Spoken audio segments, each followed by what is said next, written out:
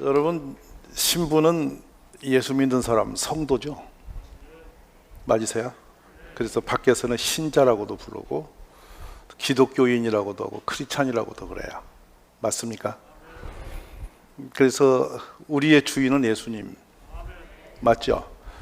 그래서 우리의 정체성을 밖에서는 기독교인이라고 해요. 그렇죠? 세상에 많은 사람들은 그 삶의 영역 속에서 신분 또 때로는 정체성을 따져서 사람들이 이미지를 가지고 있어요. 군인 하면 어떤 이미지가 떠오르나요? 군인도 여러 종류의 군인들이 있어요. 그런 군인 집단 하면 그런 생각이 이렇게 오게 돼 있어요. 예를 들어서 여러분 공군 하면 뭐가 떠올려져요?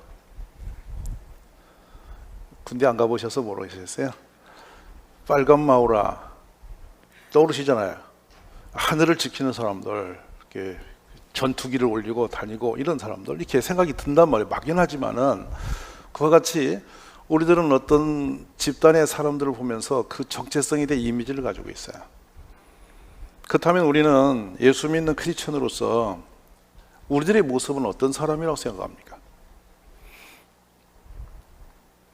역사가 짧아서 그런지 몰라도 좀 부끄러운 것은 크리스천의 그 본질적인 정체성이 좀 약하지 않은가. 저는 이런 생각을 해봤어요. 크리스천이라 하면 사소한 일상 속에서도 늘 감사가 있습니다. 아멘입니까? 큰 사건이 아니라 작은 일 속에도 늘 감사가 있어요. 좋은 일을 만나든 슬픈 일을 만날지라도 늘 그는 감사함을 가지고 있는 사람이에요. 왜냐하면 너무도 큰 은혜를 입었기 때문이죠. 그리고 어떤 시련을 만나도 절망하지 않고 또 그걸 원망하지 않고 또 거기서 주저앉지 않고 소망을 가지고 있는 사람이에요. 그래서 고난이 있을지라도 하나님의 은혜가 있다라고 고백할 수 있는 사람, 바로 이런 사람이 크리스찬 아니겠어요? 어떤 불이익을 당하고 어떤 손해를 만날지라도 남을 속이거나 거짓말을 하거나 부정직한 짓을 하고 야비한 길을 걷지 않는 거죠. 그리고 어느 곳에 갔다 와도 이 사람은 충성되고 성실하고 정직한 사람들, 그리고 어떤 사람하고도 벽이 없이 사는 사람이에요. 이 사람 좋은 사람, 저 사람 나쁜 사람 갈라놓고 등지고 사는 사람들이 아니라는 거예요. 크리스찬이라면. 그리고 독하고 악하고 배신하고 이기적이고 이렇게 앞과 뒤가 다른 사람을 크리스찬이라고 말하고 싶지는 않은 거예요. 예수님은 그런 사람을 크리스찬으로 만들어 그렇게 살아고 한 적이 없으세요. 항상 어디 가든지 여러분 배려가 있고 양보가 있고 자기의 것을 내어주고 그리고 기분이 좋은 거예요. 섬김을 받기보다는 어디를 가든지 먼저 섬기는 일을 즐거워하는 사람, 그리고 누구에게 대접받기보다는 봉사와 헌신하고서 기분이 좋아하는 사람, 어떤 억울한 일을 당하고도 먼저 손을 내밀고 용서를 구하는 사람입니다. 내 이익보다는 남의 유익을 먼저 돌아보고 생각하는 그 사람. 뭐 복잡하지 않습니다. 그냥 쭉 들어가 보면 이타적인 사람입니다. 왜냐하면 먼저 너무 놀라운 은혜를 입었고, 우리가 왜 그렇게 사느냐면 우리의 본향은 이 땅이 아닌 것을 알기 때문이에요. 모든 세상 사람들이 이 세상에 있는 것이 전부인 줄 알고 삽니다. 그러나 우리는 이미 이 땅에 있는 것이 나그네 길이며 아무리 움켜줘도 헛되다는 것을 알았어요. 그래서 열심히는 살되 억척스럽게 남의 걸 갖다 등치고 막 갈구고 막 그걸 움켜쥐고 그렇게 사는 것이 정당하지 않다는 것을 이미 아는 거예요. 그리고 우리의 정체성은 우리가 예수님이 나를 구원해 주시고 은혜 안에 내가 살고 있다는 것을 아는 사람들이죠. 그리고 때로는 힘든 이웃을 만나기도 할 것이고 험한 일을 당하기도 할 것이며 때로는 절망스러운 일 앞에 맞닥뜨림을 당할 수도 있을 겁니다. 그렇지만 우리는 그 가운데도 하나님의 계심을 아는 사람들이죠. 그래서 무너지지 않는 거예요. 인내할 수 있고 참을 수 있고 넘어갈 수 있는 겁니다. 근데 불행하게도 이 교인, 이 성도들이 세월은 오래 살았는데 그 정체성이 말로는 뭐라고 하는 것 같고 믿음 생활하는 것 같은데 생활이 안 되는 사람이 많아요. 말은 뭐 이렇게 저렇게 하는 식으로 뭐 이론을 가지고 상당히 뭐 기독교적인 내용을 말을 하는데 생활을 들여다보면 예수님 없는 사람과 똑같아. 막 하면 남을 비방이나 하고 욕이나 하고 몰인정스럽고 너무도 이기적이고. 예를 들어서 우리가 나는 구원받았다. 그러면 남에게 말해요. 예수 믿으면 구원받아 천국 가는 거야. 이런 말은 해. 근데 본인에게는 천국 냄새가 안 나는 사람. 듣고 배워서 지식은 뭔가 있는데 실제 삶은 그것을 전혀 부인하고 있는, 그렇게 살아가는 사람. 때로 이렇게 정체성 자체가 정당하지 않은 성도들이 교회에 많이 있어요. 기독교 정신은 나를 위해 사는 것이 아니라 예수님을 위해 사는 거거든요. 이 땅에 소망을 두지 않고 천국에 소망을 둔 사람이거든요. 그러니까 땅을 가지고 너무 애착하고 땅의 것을 가지고 너무도 그렇게 살벌하게 살지 않아도 되는 겁니다. 왜냐하면 다 때가 되면 놓고 갈 거니까, 지나가는 거니까. 근데 어찌된 일인지 세상 사는 사람들, 예수를 전혀 모르는 사람보다 더 집착이 강하고 더 억척스럽고 더 좀 불안전하고 막 그런 식으로 막 세상에 더 탐욕을 가지고 사는 크리스찬을 만나면 뜨악해요. 깜짝 놀래요. 이분 진짜 예수 믿나? 이분 천국 갈 사람인가? 이런 생각이 들 때가 한두 번이 아니에요. 오늘 우리들이 이런 부분에서 조금 깨어났으면 정말 좋겠는데요. 믿음 생활과 실제 삶의 거리감의 괴리감입니다. 이것이 너무 심각해져서 이 땅을 구원하러 오시고 이 땅을 이처럼 사랑하셔서 이 땅에 제물이 되어서 오신 예수님이 정말 만나고 싶지 않고 끝까지 그들이 변화되지 못한 것 때문에 애통해 하시면서 결국에는 그들을 막 증오하시듯이 혼내킨 그런 집단 무리가 있어요. 근데 그분들이 참 전혀 하나님을 모르는 사람이었으면 또 그렇다 하겠는데 율법에 대해서는 너무 열심으로 잘 알고 있어요. 그리고 거룩한 모습으로 포장이 되어 있습니다. 그래서 사람들 앞에서 길 모퉁이 어간에 서서 손을 높이 들고 막 여호와여 막 소리를 높여서 막 기도를 막 해가지고 지나가는 사람들이 깜짝 놀라서 야, 저분은 하나님과 신령한 관계가 있는 사람이구나, 막 그렇게 존경심을 불러일으키는 모습들을 가지고 있어요. 날마다 그리고 성경 율법이 이렇고 저렇고 하면서 그걸 가지고 사람에게 갖다 말을 하고 막 그거 갖고 대고 정죄를 하면서 너는 옳게 사니 못 사니 막 이렇게 하고 있어. 그런 무리들이 이 예수님 당시에도 많이 있었습니다. 하나님의 이름을 가지고 권위를 가지고 세상을 지배하고 다스리면서 높은 자리에 상자에 앉아서 어른 노릇하고 사람들에게 존경을 받으면서 의적의적 살아갔던 사람이 많아요. 그런데 예수님은 그들을 뱀들아 독사의 자식들이라고 평가를 하셨어요. 바로 바리새인들이 얘기해요. 지식과 말은 번지를 한데 생활이 없어. 우리가 놀라운 성경의 한 편을 요한복음 11장에 만나게 되는데요, 우리 머릿속에 들어있는 한 가족의 이야기, 이름이 세 사람의 이름이 다 기억되는 사람 많지 않거든요. 그의 오라비는 나사로였고요, 그의 큰 여동생은 마르다였고요, 그의 둘째 여동생은 마리아였습니다. 우리는 이 성경을 그냥 이렇게 보면 이 세 사람 이름을 대면 바로 이미지가 확 떠오르죠.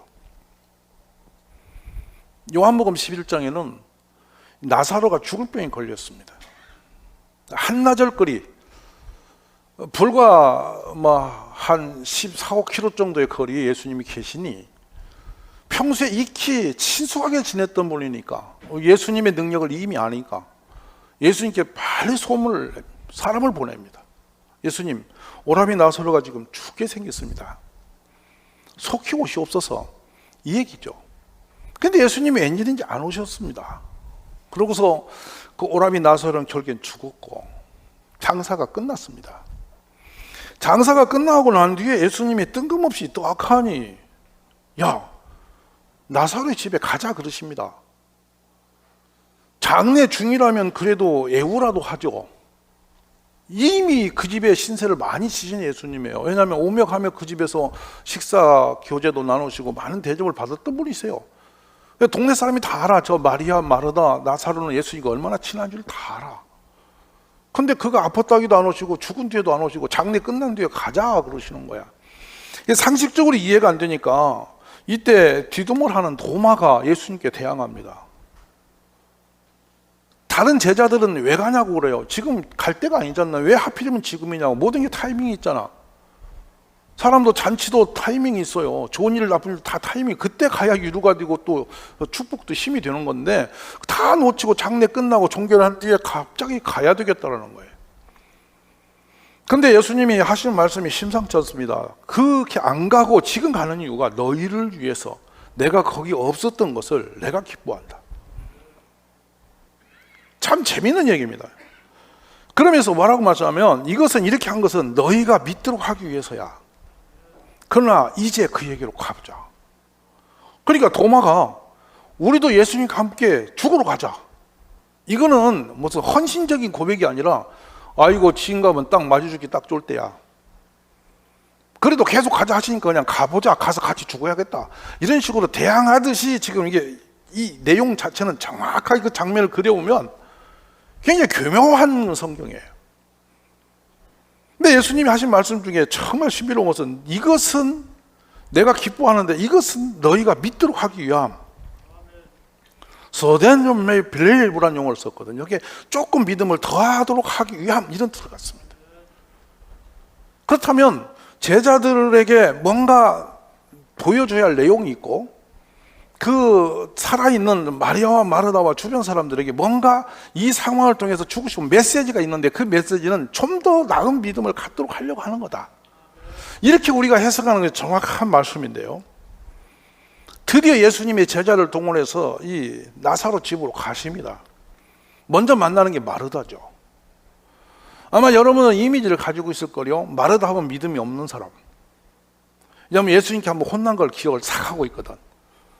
성경을 가르치고 말씀을 나누는데 동생 마리아는 그 밑에 앉아서 말씀을 배우고 있는데 이 마르다가 손님들이 자기 집에 밀려오고 예수님이 계시니까 막 요리를 하고 준비를 하는데 보니 너무 심히 버거운 거예요. 그게 좀 도움을 받을까 하고 두리번거리다 보니까 그 동생이 도움이 돼야 할 마리아가 없어. 그래 이가 어디 갔나 하고 찾아보니까 예수님 밑에 앉아서 성경 공부한다고 이러고 앉았어. 지금 저 주방에서 지금 열심히 봉사하는 분들이 여기 앉은 분들에 대해서 별로 불편한 거야. 무슨 말 하세요? 마른 자리만 뱅글뱅글 돌면서 은혜 받았다고 막 떠드는 그런 지금 말이야. 그러니까 막 꾸준히 일 계속 하면서 지금 막 시험이 들어있는 마르다. 그래서 우리 머릿속에는 믿음이 더 좋은 것은 누구? 여러분 누구? 그는 더 좋은 걸 택했다고 예수님이 칭찬해 주시니까. 근데 저는 생각해요. 목사로서는 마르다가 훨씬 유익할 수 있어요. 교회도 일하는 사람이 있어야 돌아가요. 맞으시면 아멘. 근데 어쨌든지 우리의 지금 이제 문제 속에서 이런 부분이 조금 우리가 잘 이해가 안 가는 부분이 사실은 말씀을 우선으로 듣고 믿음을 세우는 게 우선 중요한 거야. 그 말씀하신 것이 마르다 한 것이 나쁘다는 얘기는 아니에요. 어쨌든 근데 예수님이 마르다를 먼저 만납니다. 그러자 이 마르다가 반응을 하는데 뭐라고 하냐면 이 마르다는 마중을 나왔고 마리아는 집에 있는데 그 길 집에 가까운 어간에서 예수님과 맞닥뜨리죠. 그러다 첫 마디가 이렇습니다. 예수님이 우리 집에 계셨더라면 제 오라비가 죽지 않았을 겁니다. 이게 속이 편해서 한 말이에요, 괴로워서 한 말이에요. 여러분은 굉장히 이런 부분에도 민감하니까 제가 안 물어봐도 지금 감이 올 거야. 이걸 제가 아주 신앙적으로 고차원적인 원망이라고 들어요. 저는 이 질이 떨어지면 막대합니다. 왜 안 오셨어요? 이렇게 할 거야. 우리 동네 누구처럼. 근데 이분 너무 고상하니까 아주 포장된 얘기하죠. 예수님이 그때 우리 오라버니 아팠을 때 오셨더라면 우리 오라비가 안 죽었을 낀데요. 굉장히 멋있는 신앙 고백 같은데 속으로는 원망이 깊이 품어져 있어요. 근데 저는 그럽니다. 막장 드라마처럼 막 터뜨리는 사람이 다루기 편해요. 이렇게 고상하게 포장하면 되게 다루기 어려운 여자입니다. 무슨 말 아시죠? 그런데 재밌어요. 그러나 저는 여기 또 한 발 더 나갑니다. 저는 지금이라도 예수님이 구하시는 것은 무엇이든지 하나님 아버지가 들어주실 줄로 믿습니다. 이렇게 해. 그럼 믿음이 지금 좋은 거야, 안 좋은 거야? 엄청 좋은 거예요. 그러니까 여러분 마르다를 함부로 깔보지 마요. 신앙 고백이 엄청난 거예요. 그러자 예수님 바로 그 믿음을 보시면서 대답을 하세요. 네 오빠는 다시 살 거야. 살아난다고. 그랬더니 바로 이어서 얼마나 신앙 고백을 정확히 하냐면 이건 신학적인 고백을 해요. 마지막 날 부활 때에 우리 오라비가 다시 살아나리라는 것을 저도 알고 있습니다. 이게 우리 동네 믿음 아니에요? 우리들 믿음. 이미 지금은 아니라는 거예요. 언젠가는 그런 일이 있을 거라는 거예요. 근데 현재는 아니라는 거지. 이 상황이에요, 여러분. 예수님이 계셨더라면 안 죽었을 것이고, 언젠가는 부활도 하실 것이고, 현재 그러면 자기는 다 빗겨나갔어. 지금은 안 되는 거야. 지금은 다 그냥 절망인 거야. 요 믿음을 가지고 교회 다니는 분이 되게 많아요. 되게 많아요. 과거에는 그랬고 미래는 그럴 거고, 막연하면 앞으로 천국은 있을 거야. 확신은 없어. 근데 그럴 거야. 하도 들어서 세뇌가 돼갖고 어버이 수령 위치듯이. 그러고 교회는 다니는 거야. 그러니까 중요한 건 현실이거든, 자기는. 그러니까 늘 믿음이 없는 현실 속에서 막연한 믿음을 가지고 믿음 있는 척 지금 걸쳐 있는 사람. 그러자 예수님이 나는 부활이요 생명이니 나를 믿는 자는 죽어도 살 것이며 누구든지 살아서 나를 믿는 사람은 영원히 죽지 않을 것이다. 이것을 네가 믿느냐? 이렇게 지적하세요. 그러자 뭐라고 또 대답을 하냐면, 예, 아멘. 저는 주님이 세상에 오실 그리스도시며 하나님의 아들이신 것을 믿습니다. 틀렸어요? 맞았어요? 여기 혹시 허물이 있어요? 잘못된 게 있으세요? 완벽한 신앙 고백이에요. 어떤 신학자가 돼도 여기는 허물이 없어요. 완전한 대답을 했습니다. 그래 놓고 여기까지 신앙 고백 해놓고 잽싸게 마르다는 피해버리고 자기 동생 마리아에게 바로 예수님을 패스해버려요. 그러면 이제 누가 믿음이 더 좋아? 여러분 생각해. 아니, 자수하세요. 아닌 것처럼 또 뭔 소리 하려고 하지 마시고 여러분 자수하세요. 마르다와 마리아일 때 누가 믿음이 더 좋아? 대답하시라니까. 마리아가 믿음이 더 좋게 기록돼. 나중에 옥합을 깼잖아. 옥합을 붓고 막 야단을 낸 여자가 누구야? 마리아인 거예요. 예수님도 기념하신 여자야. 그러니까 여러분은 이렇게 물을 때 무조건 마리아요 하셔야 맞는 거예요. 이게 아니라면 여러분 성경 잘 모르는 거예요. 훨씬 믿음이 좋아. 근데 그건 앞으로 미래형이고 현재로 들어갑니다. 자, 뭐라고 말하냐면 마리아가 지금 집에 있었잖아요. 그러자 바로 나와서 예수님을 비웃고서 무릎을 꿇어요. 엎드려요. 이 모습 자체는 주님을 존경하는 뜻이에요. 그럼 뭐라고 하냐면, 주께서 여기 계셨더라면 우리 오라버니가 죽지 않았었겠습니다. 언니나 똑같은 말을 해. 믿음은 있었던 거야. 근데 이 현재 상황은 아니야. 우리 신앙 속에서 가장 위험한 것은 그때 그랬었더라면이라는 거야. 가정은 없는 거야. 신앙은 믿든지 안 믿든지 신앙생활은 항상 현재 진행형이에요.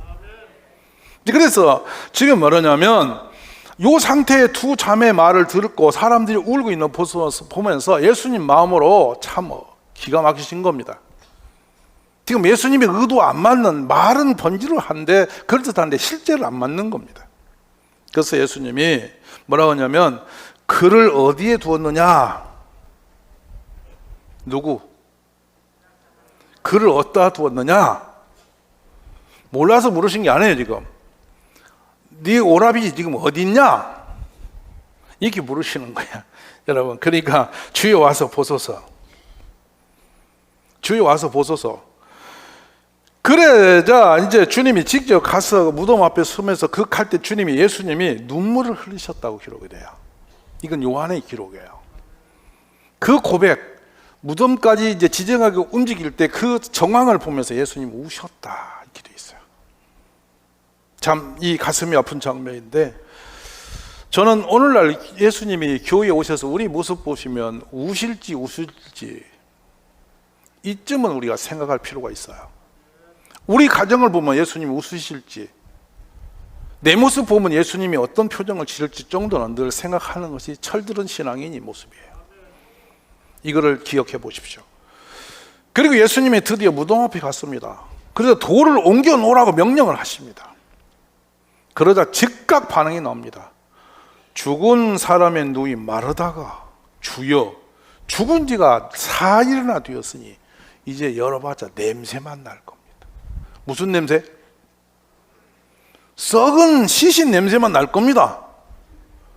그러자 예수님은 마르다에게 내가 믿기만 하면 하나님의 영광을 보게 될 것이라고 내가 말하지 않았느냐? 뭐를 하기만 하면? 믿기만 하면 하나님의 영광을 보게 될 것이라고 예수님이 말씀을 하시지 않았냐고 다시 한번 지적했어요. 그러자 그 사실은 자매가 얼른 달려가서 무덤을 열어드릴 만큼 막 그렇게 마음이 되었는데, 그러지 않고 멀리서 그런 말 하니 사람들이 돌을 옮겨 놓습니다. 그러자 예수님이 하늘을 우러러서 아버지여 내 말을 들어주시니 감사합니다 이리 하시고 바로 무덤을 향해 소리를 내시죠. 나사로야 나오라. 그래.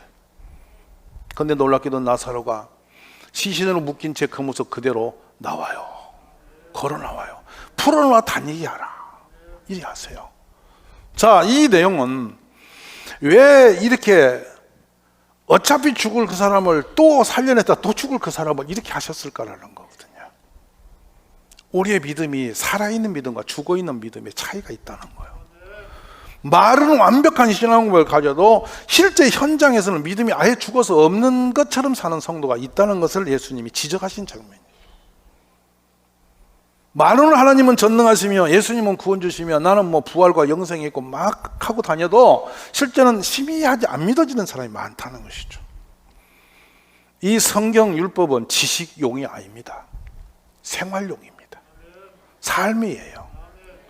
그러니까 말로 해서 되는 게 아니고 생활로 살아가는 거예요. 세상의 교회는 율법, 성경에 있는 내용을 잘 알고 스토리는 잘 알면서 살지 않는 사람이 참 많이 있습니다. 이게 지식과 삶의 거리 차이인데 이건 매우 위험합니다. 우리의 실패는 바로 거기에 걸려 들은 것입니다. 우리 예수님이 이 율법 박사들에게 하신 말씀이 있어요. 무엇이든지 그들이 말하는 바는 행하고 지키되 그들이 하는 행위는 본받지 말라. 그들은 말만 하고 행하지 아니한다 그랬어요. 유명한 교육학 박사께서 이런 내용을 말씀하세요. 애들이 배우는 것은 교실이 아니고 세상도 아니고 가정이다고 말했어요. 가장 많이 아이들이 어디서 배우냐 했더니 아빠 엄마가 운전하고 다니는데 그 뒷좌석에 앉아서 믿음도 생기기도 하고 불신도 생기기도 하고 또 그 애들의 인성과 성품과 정직과 부정직이 다 드러난다는 거예요. 단순하게 자동차 안에서 일어난데 아빠를 볼 때는 절대 아빠가 존경스러운 성숙한 크리스찬이 아니야. 우리 생활의 변화가 있기를 기도하시기를 바랍니다. 그래서 우리가 야고보서에서 그러면 여기에서 지금 지적하는 말씀이 율법으로 화려한 말이 필요한 게 아니라 생활이 필요한 말씀을 이렇게 하신 건데요. 행동이 따르지 않는 믿음은 그 자체가 죽은 것이다. 그러시면서 2장에 뭐라고 하시냐면 형제 여러분 믿음이 있다고 하면서 실천이 없다면 아무 소용이 없는 거예요. 그 믿음은 구원을 받을 수, 그런 믿음으로 구원 받을 수 있겠습니까? 이렇게 질문하십니다. 그래서 뭘 지적하냐면 당장 이부릇이 없고 먹을 게 없는 사람 보고 평안히 가세요 살로움 이러면 은혜가 됩니까? 행하라 말씀이에요. 직접 하라는 말씀이에요. 참 좋죠? 너에게는 믿음이 있고 나에게 행동이 있다고 그렇게 말하지 마세요. 행동이 믿음과 함께 가야 진짜 믿음입니다. 오늘 우리 가족들이 그렇게 변화된 길을 걸으시기 원합니다. 이제부터 여러분 그냥 교회를 생각 없이 다니지 마시고 옳고 그름을 따지기 전에 내가 먼저 화해하고 헛된 음행하지 말고 거짓되게 살지 정직하게 살고 마음을 좀 깨끗하게 하고 온유하게 살고 겸손하게 살면서 남을 섬기기를 즐거워하고 구제를 기뻐하는 그런 사람으로 살아가셔요. 그리고 예수님을 자랑하세요. 가는 곳마다 땅의 끝 지나가는 거예요. 가장 복된 사람은 사람을 살리는 사람이에요. 우리 그런 위대한 크리스찬들 되시기를 간절히 축원합니다.